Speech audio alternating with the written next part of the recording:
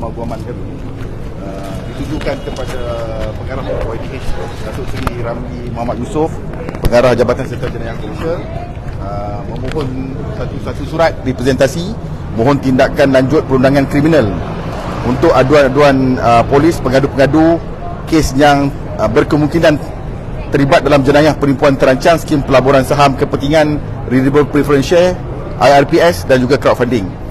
Untuk maklumat Puan, dia sebenarnya ada dua kumpulan. Kumpulan yang pertama, syarikat yang pertama ni anggaran kerugian yang kita telah bawa sekali dalam kita punya senarai ni lebih kurang dalam 50 juta. 55 juta. Yang kedua ni lebih kurang dalam 90 juta. Jadi kalau kita total dua-dua ni, anggaran kerugian yang telah dilaporkan kepada kita dari segi dokumen lebih kurang dalam 140 juta kedua-dua syarikat ni lah. Jadi perkara-perkara yang kita nak bangkitkan di sini adalah kita nak meminta kepada pihak Jabatan Serta Jenayah Komersial sebelum membuat pertimbangan sama ada kes ini nak di NFA ke, sama ada kes ini nak di siasatan jenayah ke, sama ada NOD non offence disclose ke. Ada beberapa perkara yang kita minta untuk pertimbangkan adalah yang pertama, syarikat yang pertama ni telah membuat pungutan wang. Dia telah membuat tawaran dan mendorong ramai daripada mangsa ni untuk mendepositkan wang di dalam syarikat mereka. Kemudian syarikat ini mengatakan bahawa dia telah melakukan pelaburan dan mereka telah membuat bayaran dividen. Jadi yang kita minta kepada pihak polis untuk melakukan siasatan sama ada di manakah wang itu pergi. Sebanyak lebih kurang dalam 150 juta ni, adakah wang itu digunakan untuk pelaburan, nombor satu. Adakah wang yang sama ini, dividen yang mereka terima ini adalah hasil daripada pelaburan, ataupun dividen yang mereka terima ini adalah hasil daripada wang mereka sendiri rolling. Jadi kami pengadu-pengadu dan juga NGO tidak mempunyai kuasa untuk menyiasat, dan sedangkan kami syaki lah bahawa ada elemen-elemen rolling, tetapi semua itu perlu disahkan oleh pihak GSJK sama ada wang tersebut, dividen yang mereka terima itu adalah dividen daripada keuntungan pelaburan ataupun benar-benar daripada wang yang mereka depositkan. Yang kedua adalah berkaitan dengan usaha syarikat. Mereka telah menandatangani perjanjian, tetapi perjanjian yang mereka tandatangani ini dengan syarikat asing. Jadi di peringkat SSM telah mengeluarkan satu keputusan untuk NFA kan kes ini atas alasan syarikat ini adalah syarikat asing. Dan syarikat asing, SSM tidak kawal sedia syarikat asing. Tetapi perlu juga dilihat, adakah mereka membayar pada syarikat asing?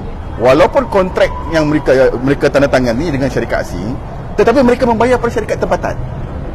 Dan syarikat perlu dilihat juga sama ada syarikat tempatan itu membayar pada syarikat asing ataupun syarikat tempatan itu membayar kepada trustee ataupun pemegang amanah yang merupakan syarikat tempatan. Dan perlu juga dilihat sama ada pembayaran dividen yang mereka terima ini daripada syarikat asing ataupun daripada syarikat tempatan. Kalau kita nak lihat hanya pada kontrak seperti mana yang ada yang laporan yang kita terima daripada SSM yang mengatakan NFA atas alasan syarikat asing, kita tidak rasa itu patut menjadi sandaran utama. Perlu dilihat, mereka terima dividen, mereka buat bayaran pada syarikat tempatan, akaun wang yang mereka deposit itu syarikat tempatan. Satu, mereka terima dividen pula, dan dividen itu kita buat semakan melalui bank statement, kita terima daripada syarikat tempatan juga, walaupun syarikat itu adalah ejen pemasaran. Jadi sudah tentulah kontrak yang ada itu adalah kontrak bagi tujuan memanipulasi. Jadi kita perlu minta kepada pihak Jabatan Serta Jenayah Komersial untuk lakukan siasatan untuk melihat adakah wang yang telah deposit pada syarikat tempatan walaupun pemegang amanah ataupun dana syarikat asing, dan pembayaran dividen dibayar pada marketing arm dan mereka terima balik dividen daripada marketing arm yang orang tempatan walaupun perjanjian itu dengan syarikat asing. Perlu dilihat sama ada mempunyai elemen-elemen jenayah atau tidak. Jadi kami datang hari ini membawa dua kumpulan. Kumpulan yang pertama, kerugian lebih kurang dalam 50 juta. Kumpulan yang kedua, kerugian lebih kurang dalam 90 juta yang mengadu pada kami. Yang tak mengadu kat kami ini lebih ramai lah. Jadi kita mempunyai maklumat-maklumat ini dan kita telah menyediakan butiran-butiran dan juga hasil daripada pertemuan yang kami lakukan dalam bentuk bertulis, dan kami menyediakan satu representasi undang-undang supaya satu permintaan untuk diunjurkan permintaan ini supaya dapat dilakukan satu tindakan kriminal jenayah kepada syarikat-syarikat yang berkaitan dan tidak dijadikan sebagai satu kes civil, kerana kami mempunyai keyakinan berdasarkan maklumat yang kami lakukan dan juga finding yang kami dapat, kes ini seharusnya disiasat di bawah Seksyen 420, Seksyen 415 dan 409 Kanun Kesesakan, dan tidak di NSA kan ataupun NOD kan. Dan kita hari ini datang bersama-sama dengan mangsa-mangsa meletakkan harapan kepada agensi siasatan seperti PDRM untuk melakukan siasatan jenayah dan menyerahkan kertas siasatan jenayah kepada Yang Arif Timbalan Pendakwa Raya supaya berlaku pertuduhan jenayah. Jadi saya sampaikanlah surat tu. Sekejap. Mana surat? Ni. Ni bukan? Mana ni tak? Nah, ni serahan surat representasi daripada firma guaman yang telah melakukan kajian dan juga aduan. Jadi dia ada sama dengan ni. Yang ni acknowledge receive lah. Yang ni cok terima aja. Yang ni aduan. Yang ni adalah, yang kedua ni adalah Seksyen 107A di bawah Kanun Tata Cara Jenayah, yang mana pengadu-pengadu hari ini meminta maklum balas siasatan selaras dengan Seksyen 107A lah. Mereka dah hantar di peringkat OCPD sini. Jadi salinan ni kita bawa sekali bersama ni supaya mereka nak dapatkan maklum balas lah. Daripada aduan, dia dah bagi nombor report siapa dia punya inspektor dia semua dan minta mereka IO dia. Cuma mereka belum dapat lagi apakah maklum balas perkembangan kes selaras dengan Seksyen 107A Kanun Tata Cara Jenayah. Yang ni lain, yang ni representasi unjuran pihak kami supaya dilihat sebagai satu jenayah. Dan ini Seksyen 107A. Dua kumpulan. Dua syarikat yang Dua syarikat beza. Jadi saya serahkan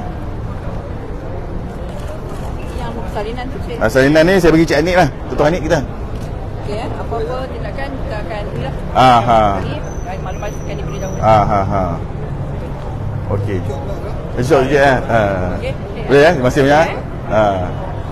Saya tengok. Lama tak nampak ah. Apa ni? Ni Jap, pergi bagi Jap dalam.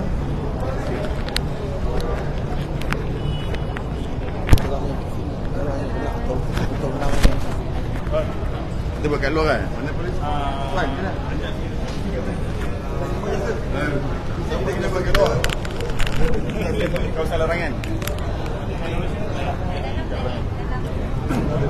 Kawasan larangan. Kita tangkap tadi. Kita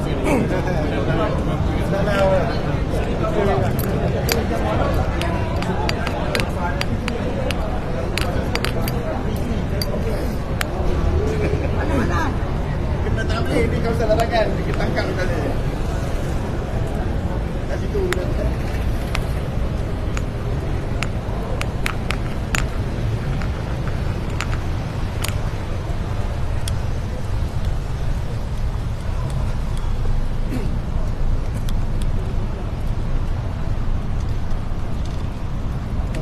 Kiri sikit. Panas. Panas tu.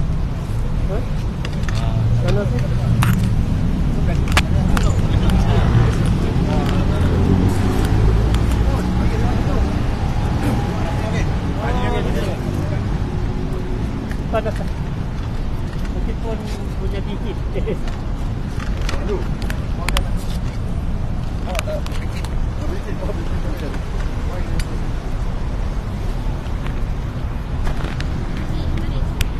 Ni alih kan?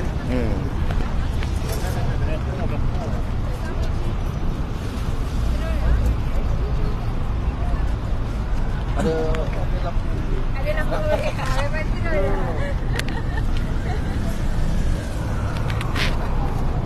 Belakang ada tuan. Jangan bawa. Tengok. Sini sikit. Jangan bawa.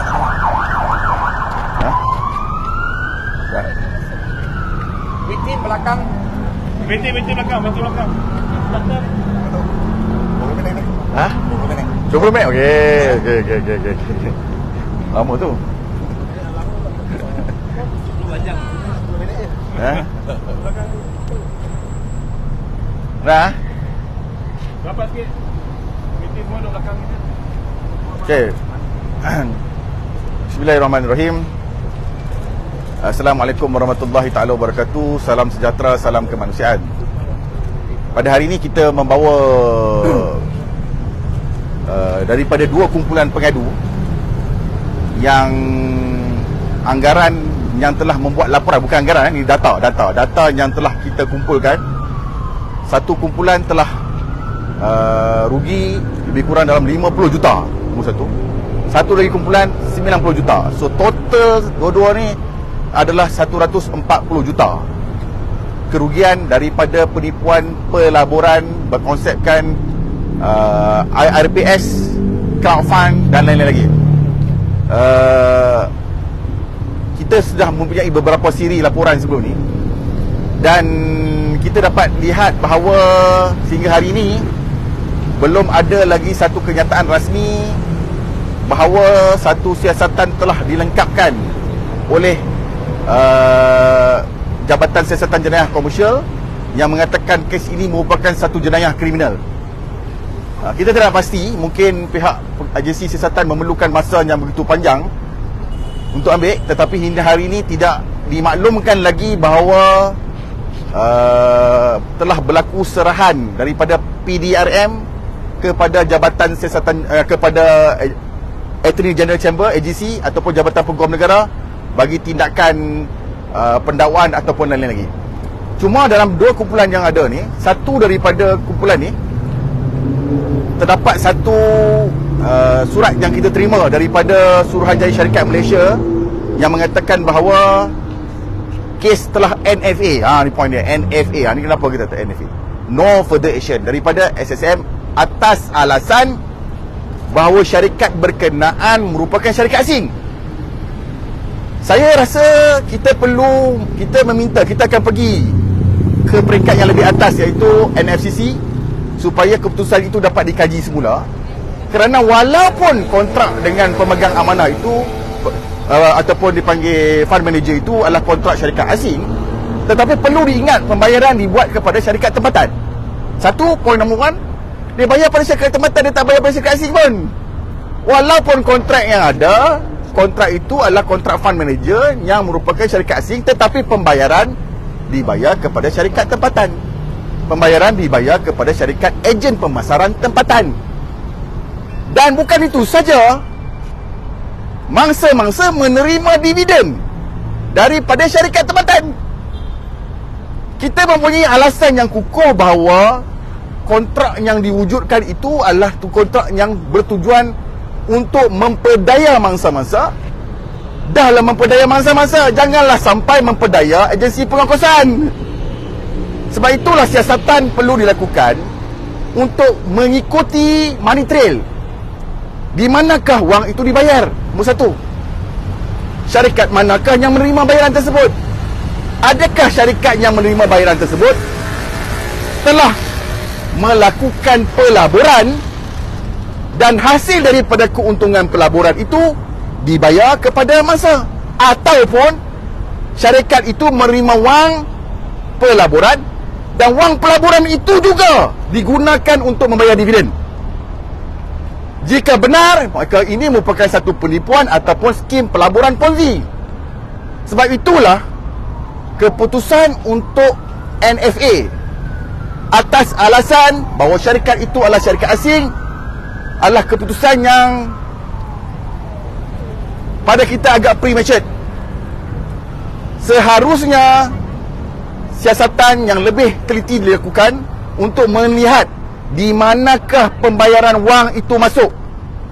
Tidak hanya melihat kepada kontrak, tetapi seharusnya dilihat ke manakah wang tersebut masuk. Adakah wang tersebut masuk kepada syarikat asing ataupun wang itu masuk kepada syarikat tempatan.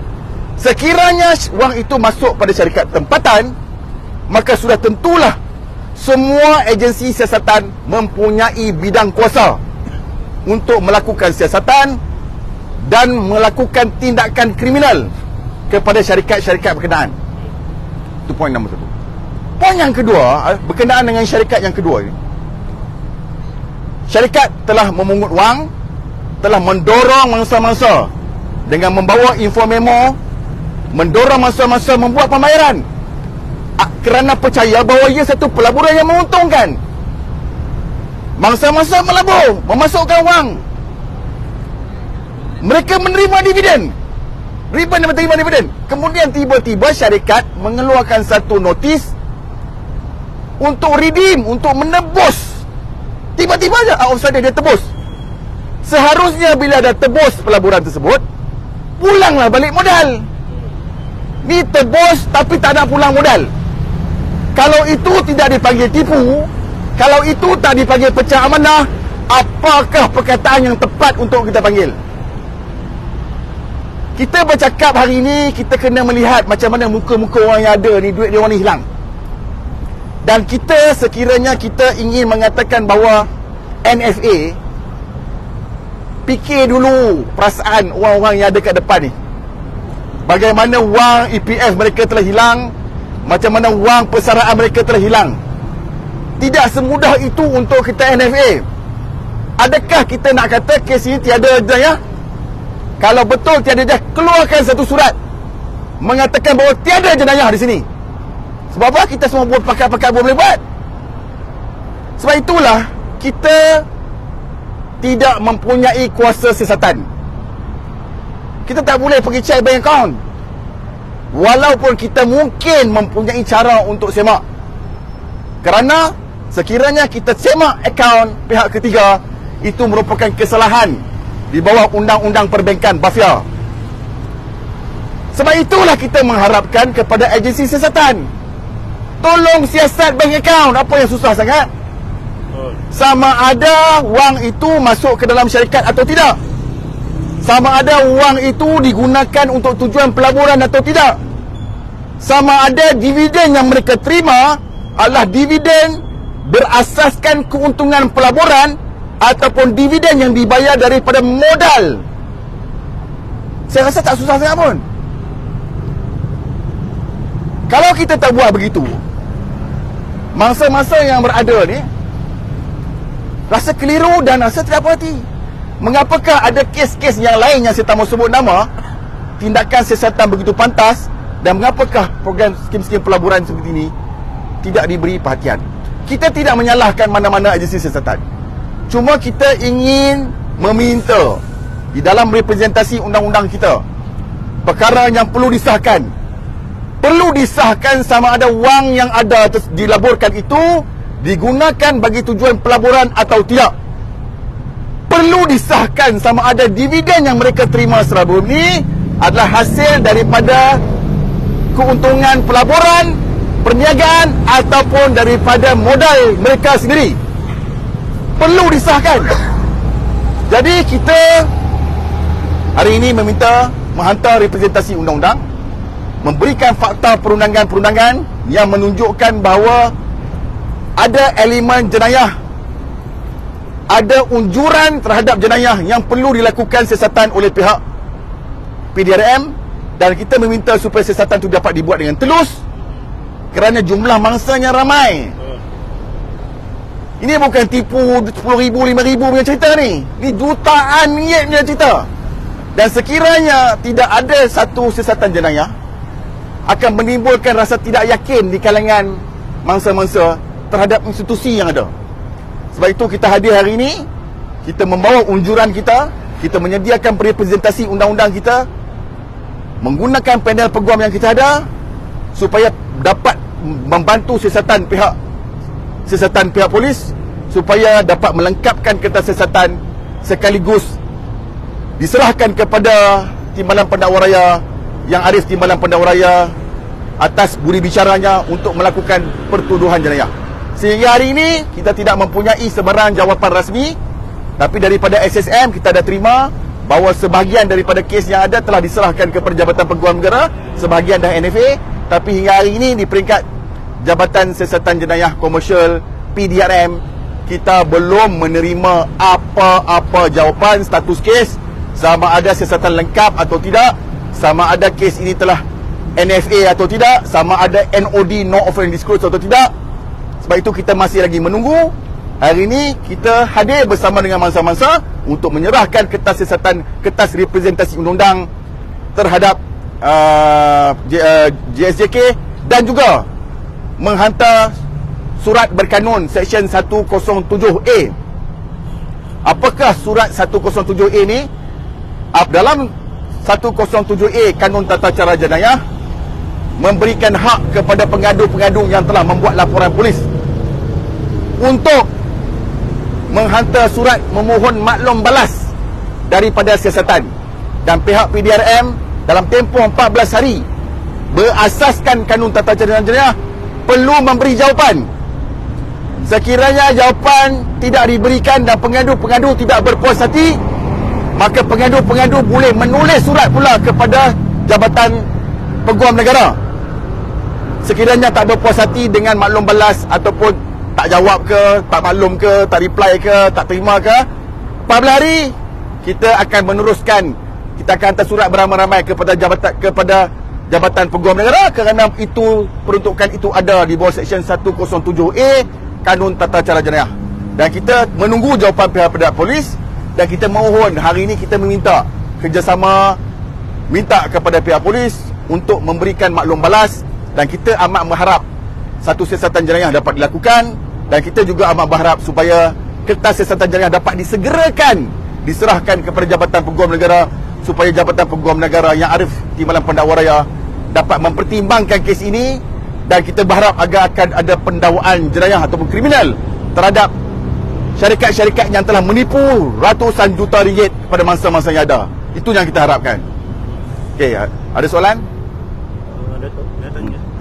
Apa modus operandi yang digunakan oleh syarikat pelaburan ni bermula daripada tawaran yang diterima oleh mangsa sehingga mereka merasa ditipu? Okey, syarikat ini biasanya mereka akan menggunakan ejen-ejen pemasaran. Dengan menggunakan ejen-ejen pemasaran yang ada, mereka mempromosi tawaran pelaburan menggunakan dokumen yang dipanggil information memo, info memo. Ramai mangsa memahami bahawa information memo yang yang telah di-lodge ataupun dihantar serah kepada Suruhanjaya Suruhanjaya Security sebagai satu dokumen yang telah comply, yang telah diterima pakai oleh Suruhanjaya Security. Malangnya sebenarnya mangsa-mangsa tidak mengetahui bahawa itu hanyalah satu lodgement hantar serah, bukannya satu kelulusan daripada Suruhanjaya Syarikat Malaysia. Menggunakan dokumen ini, mangsa-mangsa telah terkilaf ataupun mereka rasa mereka terpedaya. Mereka terpedaya kerana memahami seolah-olah ada kelulusan daripada Suruhanjaya Security, dan menyebabkan mereka masuk pelaburan dengan jumlah yang banyak. Ni bukan masuk 5,000, ni masuk 1 juta, masuk 500,000 punya cerita ni, kerana dia percaya bahawa ini adalah satu tawaran ataupun pelaburan yang dikawal selia oleh Suruhanjaya Security, sedangkan pelaburan ini tidak dikawal selia oleh Suruhanjaya Security. Ini merupakan satu teknik penggunaan dokumen yang menyebabkan mangsa terpedaya, dan akhirnya mereka rugi ratusan ribu dan kerugian semua ni berjuta-juta. Satu. Yang kedua, mereka menggunakan platform-platform, menggunakan ni syarikat tokoh-tokoh ternama. Mereka suka guna nama tokoh-tokoh, nama-nama yang prominent person, yang menyebabkan orang takkanlah orang ni kena tipu. Takkanlah syarikat ni syarikat yang kalau penama dalam syarikat ni, chairman dia, non-executive director dia merupakan orang-orang yang saya tak boleh nak sebut, tapi terlalu terror lah dalam market perbankan ni, dalam market pelaburan ni, orang-orang yang begitu ternama. Jangankan dia orang, saya pun boleh kena. Bukan orang lain, saya pun, kalau saya tengok, ni saya pun boleh melabur kan ni. Nasib baik tak melabur. Jadi sebab itu saya katakan, ini adalah skim pelaburan yang ala sah, menggunakan terminologi halal, terminologi syariah compliant. Bukankan orang persendirian. Ada koperasi yang kena tipu, ada koperasi yang berkaitan dengan kerajaan pun tertipu. Sebab itu saya katakan ini merupakan satu sindiket penipuan yang terancang, yang perlu kita basmi. Sampai bila kita perlu tunjukkan satu tindakan kepada mereka ini supaya pendakwaan dapat dilakukan. Selagi mana tidak ada pendakwaan, saya rasa mangsa-mangsa semua tak berpuas hati. Puas hati tak? Puas hati tak? Tak puas hati. Duit dah hilang, tapi apa pun tak jadi. Berapa ramai jumlah mangsa daripada kalangan siapa? Kebanyakan saya nak sebut pun kan. Ni nama-nama syarikat yang ternama lah, JLC punya pencen ni, retired person. Saya tak mau sebut nama syarikat itu, memalukan nama syarikat itu. Tapi saya tak boleh sangka ni semua ni level-level tinggi-tinggi ni. Ni semua daripada GLC, profesor, doktor, accountant. Jadi okey. Mangsa yang telah membuat aduan kepada MSO, yang membuat aduan kepada MSO, kita ada hampir 400. Kita ada 400 mangsa yang telah membuat aduan kepada MSO. Jumlah kerugian yang pada MSO 140 juta. Yang tak lapor tak tahu. Jadi kalau dalam tempoh 14 hari selepas representasi dokumen dihantar ni untuk maklumat balas JST kan. Kalau tak ada maklumat, kalau tak ada maklumat, kita terpaksa menggunakan peruntukan yang ada di bawah Seksyen 107A Kanun Tata Cara Jaya untuk merujuk kepada Jabatan Peguam Negara untuk mendapat maklum balas daripada Jabatan Peguam Negara terhadap kes ini. Peruntukan itu telah ada dalam Seksyen 107A Kanun Tata Cara Jaya. Untuk agen mangsa pula, apa tawaran yang dijanjikan yang dapat pancing mangsa daripada golongan profesional juga turut berdaya? Dia telah menawarkan dividen yang tinggi. Nak kata tinggi sangat-sangat pun saya sederhana lah. Ada yang ditawarkan 15% setahun, ada yang ditawarkan 17% dividen. Jadi mangsa-mangsa ni dia fikir ini merupakan tawaran saham khas. Ada logiknya 15% ni. Kalau tengok bank rakyat pun bagi 15%. Ni bukan tawaran 100% ke sebulan, tak ada. Ini tawaran yang agak munasabah juga. Kalau kita timbang tengok dengan bank persatuan, dengan bank rakyat, memang dia bagi dengan rate-rate begitu. Jadi mereka ni percaya. Dan kebanyakan yang membuat promosi pada mereka ni merupakan orang kata ejen-ejen pemasaran yang mempunyai pengalaman dalam perbankan, dalam pelaburan. Jadi dia percaya. Jadi dan sebelum ni ejen-ejen ni mempunyai track record yang baik. Jadi dia orang tengok syarikat ni pun wujud, pejabat ada, bukan dalam Facebook, Telegram ni, bukan. Ada. Untuk angka penipuan ni pula Datuk, daripada 400 mangsa yang buat tu bermula daripada bila sehingga bila kes ni berlaku? Kes ini sebenarnya kita dah bawa daripada tahun 2022. Haji, kita 22. Daripada 2022. Spesifik kan Januari ke? Berapa haji kita buat bulan apa? Bulan Mac. Laporan polis bulan Mac. Mac 2022 kan? Tahun ni. Tahun ni. Kita tindakan yang kita buat adalah pada bulan Mac 2023. Tindakan yang kita buat pada bulan Mac 2003. Tapi mereka telah gagal menerima bayaran daripada bulan 2022. Bulan? Hampir 2 tahun dah tak terima bayaran. Tindakan dimulakan pada bulan Mac 2023. Tindakan yang MSO lakukan bersama-sama mangsa supaya mereka disiasat betul. Tapi hingga hari ini kita tidak dimaklumkan ada apa-apa tangkapan, kita tak dimaklumkan ada apa-apa pendakwaan. Sebab itu kita terpaksa teruskan. Kerana mangsa wujud. Kita bawa mangsa-mangsa ni nak bagi tahu bahawa mangsa ni wujud. Supaya tidak ada pihak yang mengatakan bahawa ini apa khayalan ke apa ke. Ni memang cerita betul. Okey, ada soalan? Datuk, kalau boleh tahu syarikat ni berpangkalan di mana kalau MSC tahu? Syarikat ni pejabatnya di Malaysia, di Kuala Lumpur. Tapi ada satu syarikat yang dia punya fund managernya adalah di negara luar. Tapi pada saya mereka merupakan syarikat tempatan. Kenapa? Bayaran dibuat kepada syarikat tempatan. Tidak timbul soal syarikat asing kerana bayaran dibuat oleh syarikat tempatan, dividen diterima daripada syarikat tempatan. Okey. Adakah info ni sampai kepada Ni wartawan ni tuan sampaikan. Tuan sampaikan. Okey. Ada dalam surat tu ada. Semua setakat ni ada dalam surat tadi tu. Okey, salam. Nak tanya mangsa-mangsa ke? Mana mangsa? Ada seorang siapa ni kan? Main labang saudara ni. Main kongsi lah sikit. Macam mana perasaan. Jangan sebut nama syarikat cukup. Okey. Saya individu. Jangan sebut nama syarikat tu cukup. Sebut nama. Jangan sebut. Nama abang pun sebut lah.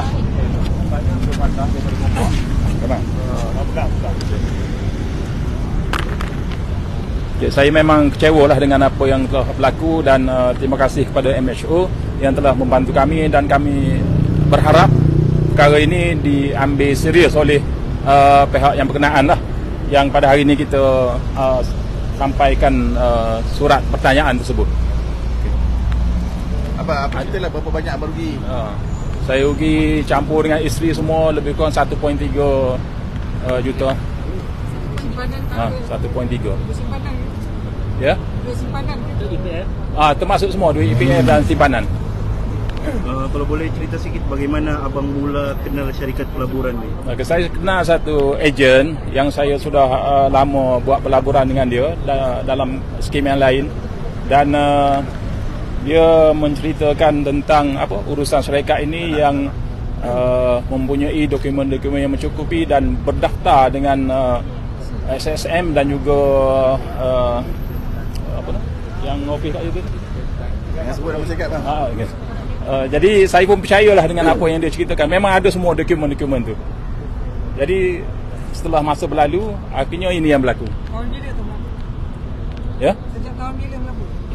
Sejak tahun saya mula 2019. Sebelum tu ada dapat 2019 pulangan okey, tapi bila bermula Covid tu dah mula slow. ada langsung. Sekarang ni tak ada langsung. Modal pun tak dapat balik. Modal pun tak dapat balik. InsyaAllah dengan bantuan MCO ni kita cuba dapatkan semua sekali. Yang diberikan syarikat tu? Tak ada alasan, hilang terus. Hilang daripada radar. MIA. Nama penuh? Ya? Umur bang, umur. Nama penuh? Umur. Umur saya 64 tahun. Nama? Nama Abdul Fattah Yassin. Asal pada mana? Berasal daripada Kelantan, tinggal di Gombak. Kat mana kerja apa? Kerja Ya? kerja apa? Melalui ejen lah. Kita bukan percaya pada dia, kita percaya pada ejen yang sebelum ni track record dia memang baik lah dengan kita. Ejen tu dah cek dulu ke kesahihan syarikat ni? Ejen tu dia pun study juga dan dia pun tertipu juga. Saya memang percaya pada dia. Dan dia pun memang serius, dan dia yang membawa saya kepada MHO, dan hari ni dia tak datang kerana ada urusan di hospital. Boleh tahu pekerjaan? Saya kerja sendiri. Dia sebut pesawat. Ya. Kerja sendiri pesawat pesawat. Okay. Terima kasih banyak. Assalamualaikum warahmatullahi wabarakatuh. Kalau nak tanya ada interview individu mana boleh? Saya rasa ada nak tambah boleh? Jangan segan. Biasa lah. Jangan segan. Okey. Jangan mati. Apa dengan